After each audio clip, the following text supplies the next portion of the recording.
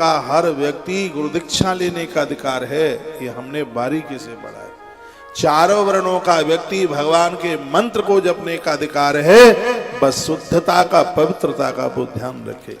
इसमें कहीं ये नहीं लिखा कि ये स्त्री के लिए नहीं कि पुरुष के लिए, इसमें लिखा है एता सर्वाश, यहाँ पर रुका, यहाँ सर्वाश शब्द लिखा हुआ है। तो सर्वाश शब्द में तो स्त्री पुरुष दोनों आ गए ना। सर्वाश शब्द लिखा है रुद्र संहिता के 6ठी खंड का अध्याय नंबर 14 और श्लोक नंबर 81 नंबर का श्लोक है। और कहा कि इन सबको मृत्युंजय मंत्र से जो भी सामग्री वगैरह है, पंचाक्षर मंत्र या मृत्युंजय, महामृत्युंजय मंत्र, बस ये ध्यान रखना है कि शुद्धता का बहुत ध्यान रखना है। जो भगवान के भक्त हैं उनके घर में नॉन वेज नहीं, शराब नहीं, ये बिल्कुल नहीं। और यदि इतनी शुद्धता पवित्रता है तो हर वर्ण का व्यक्ति भगवान की पूजा करने का अधिकारी है, भगवान का यजन करने का वो अधिकारी। वही चीजें खाओ जिनका भोग भगवान को लगे। लेकिन लोग, कितना दुर्भाग्य है कि परमात्मा के बिना रह लेते हैं, ऊट पटांग चीजों के बिना नहीं रह पाते। उन्हें वो ऊट पटांग चाहिए, भगवान की जरूरत नहीं है। तड़का, लहसुन का, प्याज का, ये चीजें तामसी प्रवृत्ति की हैं, इसलिए छोड़ने को कहा है। ऐसा नहीं लहसुन प्याज खा लिया तो आकाश फट जाएगा, नहीं, इसमें स्वभाव चिड़चिड़ापन हो जाए, फिर वहां भजन में मन लगता नहीं है। इसलिए हमारे गुरुजनों ने इसका विरोध किया। लेकिन लोग भगवान को छोड़ देते हैं, ये ऊट पटांग नहीं छोड़ पाते। एक गुरुजी 4 चेलों को लेकर हरिद्वार पहुंचे। एक शराब पीता था, एक जुआ खेलता था, एक रिश्वत लेता था, एक व्यभिचारी था। चारों को संकल्प कराया, गंगा जी का जल लेकर के का संकल्प करो कि ये गलती नहीं करेंगे। जो शराबी कहता था मैंने कर लिया संकल्प। का क्या संकल्प किया है? कि मैंने गंगा जी के किनारे संकल्प किया है, अब गुरु जी के संग कहीं नहीं जाऊंगा क्योंकि जबरदस्ती से मेरी शराब छुड़ाते। कोई एक ही जगह 4 बोतल पिए, बाबाजियों का क्या बिगड़ेगा। लेकिन परमात्मा ने उन्हें यह कह करके भेजा है धरती पर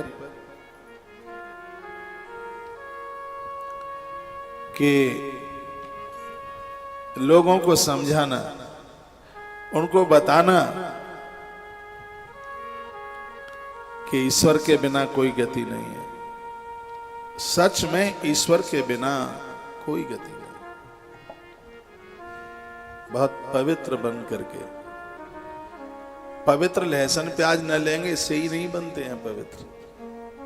हाँ, कहीं आप ये सोच लें बस ये छोड़ दिया हम पवित्र हो गए। ईर्ष्या मत करो, किसी से द्वेष मत करो, किसी के लिए बुरा ना सोचो, किसी के लिए बुरा ना करो, बुरा सुनो मत, चुगली वगैरह न सुनो, बुरा ना बोलो। ऐसे लोग पवित्र।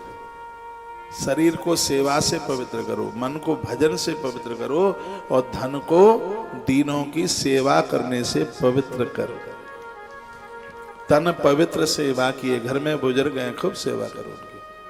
वृद्ध हैं, बूढ़े लोग हैं, घर में 4 बेटे 4 बहू हैं, उस घर में बुजुर्गों को कपड़ा लत्ता स्वयं धोने पड़े और चूल्हा स्वयं जलाना पड़े। अरे धिक्कार है, काई को जन्म हुआ, काई को बेटे की शादी करी, वो तो कुआरे ही डोलता रहता तो ठीक था। बेटे हैं वृद्धावस्था में, बुढ़ापे में बूढ़ी माँ आंखें फोड़ रही है धुएं में। तो पवित्रता शरीर की सेवा से, मन की पवित्रता अच्छे विचारों से, और धन की पवित्रता दीन दुखियारों की सेवा करने से। ईश्वर ने तो पैसा आपको आपकी जरूरत से ज्यादा दिया है, तो संग्रह करने के लिए नहीं है, प्रकृति की सेवा करने के लिए। उन्हीं के घर में फिर अपांग, अब मैं ऐसे क्या शब्द बोलूं, ऊट पटांग ऊबड़ खाबड़ औलाद कीड़े मकोड़े जन्म लेते हैं, जिनके धन की दुर्गति हुई थी। रावण का एक भी ठीक नहीं निकल पाया, कमाई ठीक नहीं थी। वो तो महात्माओं के पास में टैक्स लगाता था। हाँ, पूरा ही कुनबा ही खराब था, खत्म था।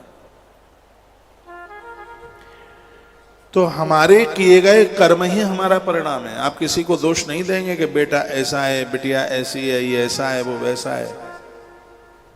वो महाभारत में कथा आती है, धृतराष्ट्र ने पूछा दुनिया मेरी बात मानती है पर दुर्योधन क्यों नहीं मानता? तो कृष्ण कहते हैं तेरा बेटा नहीं है, ये तेरे किए गए कुकर्मों का परिणाम है। कहता है मैंने क्या गलत कर दिया? पहले जन्म में भी तू राजे ही था। किसी ब्राह्मण ने 100 हंस के बच्चे तेरे यहाँ लाके रख दिए, उसे प्रयाग माघ स्नान जाना था और तुझे आदत थी मांस खाने की, भून भून के खा गया तू सबको। जब ब्राह्मण ने आकर के 100 हंस के बच्चे मांगे तो उनका बीमारी फैली, वो मर गए। तो राजन वही हंस के 100 बच्चे तो उससे बदला लेने के लिए दुर्योधन दुशासन आकर के बने। यहाँ जो भी कुछ हो रहा है वो सब हमारे कर्मों का खेल है। इसलिए कभी भी शिकायत नहीं करना है कि ये ऐसा है वो वैसा है, जैसा हमने किया वैसे ये परिणाम है। बोया बीज बबूल का तो आम कहां से हुए? आम तो तब मिलेगा ना खाने को जब आम का पेड़ लगाया हुआ, बबूल का कीकड़ का लगाया और आप खाना चाहते आम, तो वो संभव नहीं है। कथाएं कहानी किस्सा ना बन जाए, कथा जीवनी जिंदगी है। हम लोगों ने भारी मेहनत करी है, भारी पढ़ाई करी, दिन रात एक कर दिया, तब ये सब संग्रह किया।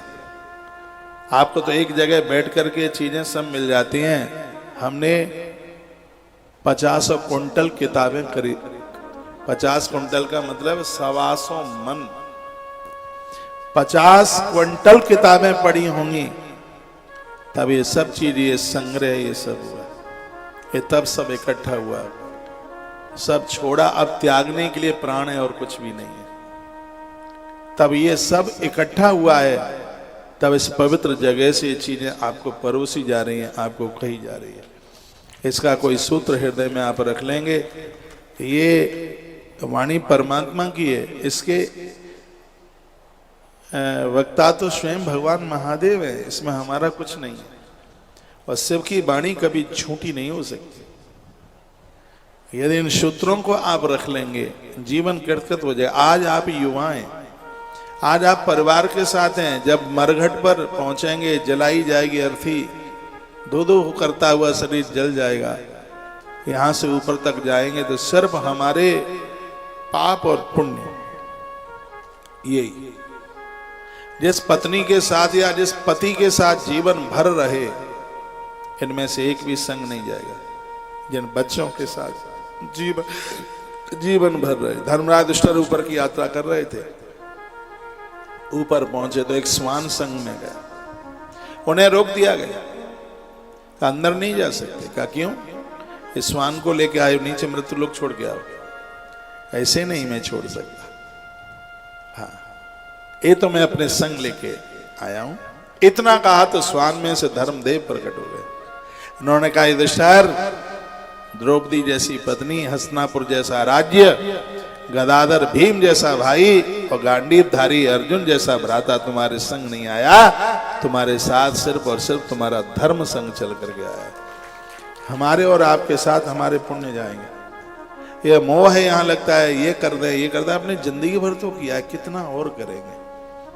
धृतराष्ट्र मत बनिए, जो मरते दम तक सिर्फ अपने बच्चे बच्चा बच्चा बच्चा बच्चा बच्चा यही करता है। इसके अंदर दुर्योधन के प्रति भारी मोह था, इसलिए उसकी ऐसी हालात हो गई।